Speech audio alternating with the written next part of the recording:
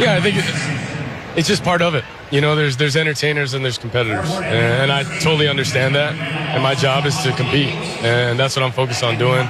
Of course, we're doing this mid-game, but you know, it's something that I'll get used to, and just want to be the best team that I can and create an environment where we can all go do our best work. That's all we want to do. And some people don't show their leadership when they take unnecessary shots at their teammates.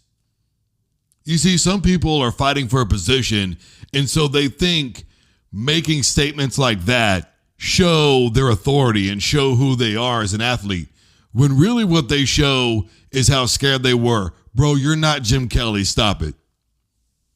Because, see, Jim Kelly, when he did something like that with the Buffalo Bills and said, look, we've got guys that aren't giving their all. They're not here to play football. They're here to showboat. They're here to have a good time. Whatever he was talking about with the Bills and how they were is not what Dillon Gabriel is doing right here. And by the way, Jim Kelly went and had a conversation with everybody in the locker room, which is now what Dillon Gabriel is going to have to do. And somebody's going to go, well, Jim Kelly ended up being a pretty good quarterback. Jim Kelly never could seal the deal. And he had how many Hall of Famers around him? What I am saying is if Dillon just pitched himself into anything, he pitched himself right out of a position. People are talking about the sideshow that follows Shedeur and Dion and all this nonsense. Meanwhile, Shedeur was on the sideline celebrating when the Cleveland Browns would score. But that's the difference between a mature quarterback who's a leader and one who's not. That's all I'm saying. And there's really no ifs, ands, or buts about that situation. And as far as the game goes itself, look, first of all, Dillon did something that Shedeur didn't do, and that was throw a pick six. Now, look, if he doesn't want to go and make the tackle, then, you know, it is what it is. All right. What I'm going to say here is this. Number one, it was the same play that Shedeur threw a touchdown pass on. And no, the spacing was not there. He had to fit that ball in between three defenders. Secondly, I'm not going to hang my hat on one bad play, but it was a forced play. It wasn't there. He tried to force the ball in. He should have just thrown it out of bounds. And lastly, the offense was completely different when he was in there anyways, and I don't necessarily mean in a good or bad way. I'm just saying it was obvious that, number one, they went under center almost exclusively the entire time he was in there. And comparatively, it is very obvious that they were looking at Dillon. They were wondering if the offense is going to be similar in case anything happens to Joe Flacco. Because what a responsible NFL team would probably be thinking to themselves is, if Flacco gets hurt, which at his age, it's very conceivable, if Flacco goes down for any reason, can't go for whatever reason, do we go with a quarterback that most resembles what the offense is going to already look like? Or do we have another backup quarterback that maybe we have to reestablish a different type of offense? And are we willing to look at that type of offense going forward? Or do we go with what we kind of have right now, use that to our leverage as much as we can, and then move forward with a quarterback of, okay, we don't necessarily need a guy that we think is a game breaker. We just want somebody to kind of manage the offense. Those are the decisions that the Cleveland Browns are going to have to make. And if they want something to look like Joe Flacco, then Dillon Gabriel's the guy, but you're going to have that minus the deep ball threat. At least Flacco can put it downfield if he needed to. You're not going to get that with Dillon Gabriel. You're going to have that with Shedeur, but you're not going to have that with Dillon, and that's a point-blank situation. But me personally, if I'm the Cleveland Browns and I'm head coach and I see that post-game interview, it's not even a conversation. You're gone. You're not Baker Mayfield calling out the entire team. You know, Baker was a different thing. He was like, look, if you don't want to be here, then don't be here. If you want to trade, then get a trade. This is a completely different situation, and that smirk on his face says everything that I need to know. I don't want that guy as my quarterback. I'm just telling you. I said it from the jump that Dillon Gabriel was not an NFL quarterback.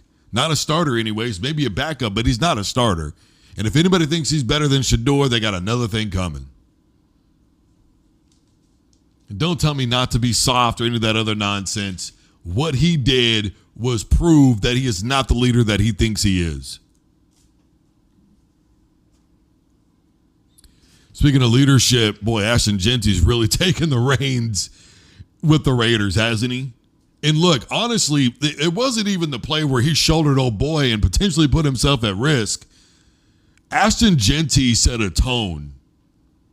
He set a tone for himself, for the Raiders, and that football game. I mean, look, the Raiders and Niners for a preseason game, that looked pretty authentic. If you actually watch that game, that was probably the closest thing that I've seen so far this season to a regular season game so far. And if I'm the head coach of either one of those teams, I'm admiring the effort and I'm appreciating my guys showing that they really want to be on an NFL roster. I appreciate those guys putting in 110%, but man alive, especially if I'm the Raiders, I'm telling Ashton, hey, Broham, calm down. It's preseason. You got the job, bro. You didn't have a good look last week. All right, you showed us what can happen when you got a couple of holes to go through. We get it. You're physical. You're fast. Really, he looked like Adrian Peterson out there. Just a bigger version. He really looked like AP. And I would just be like, okay, Brody, we get it. You're not playing anymore until this season starts. We just spent a lot of money. You're our number one guy. And to be honest with you, you're going to need him there. Because Geno's not going to get it done. You know, I know some people, oh, man, come on, what about that throw to the tight end? Sorry, Broham. That was Bowers going up and making a play. That ball was short. A couple, what was it, like a series or two later? Wide open down the field. He overthrew him. It's just Geno being Geno, man. The next game, he'll hit that throw. But then he'll have 3 games in a row where he does not hit that throw. He's too inconsistent, too unreliable, too hit and miss. You are going to need a solid run game. And I think that's what the Raiders are going to be. They're going to be an old school football team who just rely on defense and a run game.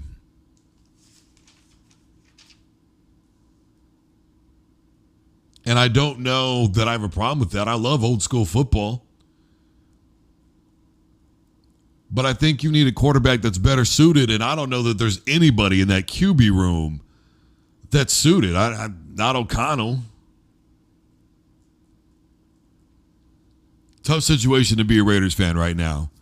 I think Geno, at least in this regard, fits what the Raiders have been known to be around or be about, right? Tough mentality. They wrote me off. I ain't right back. The headstrong type thing, the attitude, flipping fans off. I mean, he fits the attitude of being a Raider. I'll give him that much. And look, Geno, the guy, is one of my favorite dudes in all the NFL, man. But Geno, the quarterback, just not consistent enough. That's all I'm saying.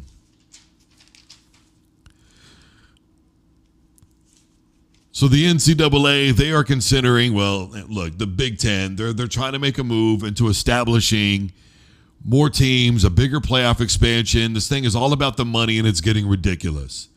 Look, I have said for a very long time that, first of all, as far as the actual college football playoff itself goes, I think 16 teams is the perfect number. After that, you pretty much have basically the same type of football team, period. And I think that we need to be very careful because even though there's over 130 teams in Division I college football, we got to remember that money doesn't necessarily dictate anything. 17 out of the top 25 teams that spent the most money a season ago didn't even make the CFP. 7 of them finished with losing records. So we can't necessarily follow the money in terms of will it get us there. So that's first and foremost. Number 2, expanding to more teams is not going to help you. Just ask the SEC. 16 teams in the SEC. Few of them made the playoffs, and only one of them won a game, and that was Texas. And by the way, 8 teams a season ago started out preseason ranked in the top 25 from the SEC. Literally half of the conference. And what, 3 of them made the CFP? You had Texas, you had Georgia, you had Tennessee. Georgia pretty much got dominated defensively by Notre Dame. Tennessee just got annihilated. Texas was the only team that put up anything at all for the SEC season ago. So we can legitimately say that adding more teams does not give you more chances. Maybe in the eyes of the committee because, they do vote predicated upon conference first. But I just think to myself, I personally don't think that it helps. And I think that there's too much. And look, money's always going to be a thing, whether we like it or not. If it don't make dollars, it don't make sense. It's just all there is to it. Money is always going to be the root cause. You want to know what's going on? Just follow the money, my man. It's the way that it's literally always going to be. Nothing's going to change it. Regardless of how badly you want it to be changed, it's just not the way it's going to work. It's always going to be about money. And that's the unfortunate part of the CFP, which is why I continue to advocate for a rule system versus a voting system. We need to take the voting completely out of the equation. I don't want a BCS thing. Look, I've had people get in my comments and recommend that. I appreciate where you're coming from. And believe me, I appreciate you being in my comment section. But I don't think it works because we just allow too much for the money and the computer favoritism and all that stuff to be involved. We need to write out a strict out rule system and then that be the end of it. And I think for me, the final piece of the puzzle when it comes to the CFP is we need to do away with the power conference thing. Unfortunately, it's not going to happen. But if we think about the Big 12, when was the last time they won a championship in football? Go ahead, I'll wait. It was Vince Young.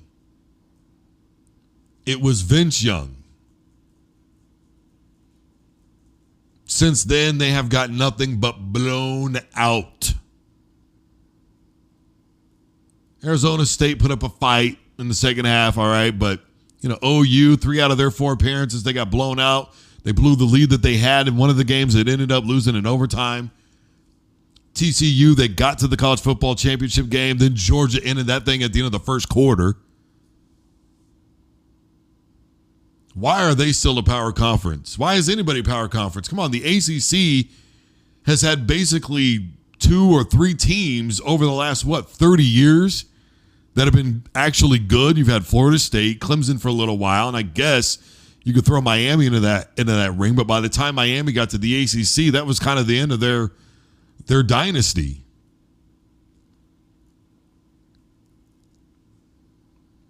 Power conference. It's such a terrible notion. And even then, more than anything that hurts anything is the voting system. Because it will always favor the logo. Always. That's what we need to get away from. Speaking of Big Ten and Michigan, final thing here. Look, I'm not going to get into the specifics of this nonsense, which, they'd already punished Jim Harbaugh to the point where it was like he will never be allowed back in the NCAA. And respectfully, given his age, I don't know that he would end up making that transition anyways. I think the Chargers are probably his last stop. But regardless of anything, they can do whatever they want, but let's be honest. The way that they found it, and it's even basically in the wording, was illegal. They themselves illegally obtained information by getting in to Connor Stallion's personal computer. Or they accepted information wrongfully. One way or the other, it was intercepted and given wrongfully to the NCAA. They had no real evidence. I'm not saying that Michigan didn't do this. And I'm not saying that what Michigan did was okay. What I am saying is there were poorly written rules from the beginning, and what they did was wrongful. If you don't have the information that you readily need, then too bad. Why are you so worried about it? Because it opens up Pandora's box to the other parts of the legal system that involves you, the individual. And everybody thinks it doesn't affect them until it does. And I just think that it puts us in a very dangerous place. The moment that anybody's allowed to get away with this, and the moment that they're continuously allowed to get away with it, and we see what it really is and what it has been in a lot of ways, that's a bad place to be in. I'm going to tell you that right now. And the NCAA will do this without any shame. None whatsoever. To them, it's we got what we're looking for. With the poorly written rules as it is, go look at the rules. The rules literally state you can videotape a team after you played them. Do you know that? If Michigan plays against Indiana on, let's just throw out a date of October 12th, October the 19th, they're allowed to videotape the game. Now, how silly is that? All right, everybody. I am Drew Duncan. Facebook, Twitter, and Instagram is all at Drew Duncan Radio. I am wherever you are listening to broadcasts. Take a device to play the Drew Duncan Sports Show, The Smoke by Drew Duncan. I am on YouTube and TikTok, the RL Drew Duncan, the real Drew Duncan. Everybody stay safe, take care of yourselves, and have a wonderful rest of your night and or day.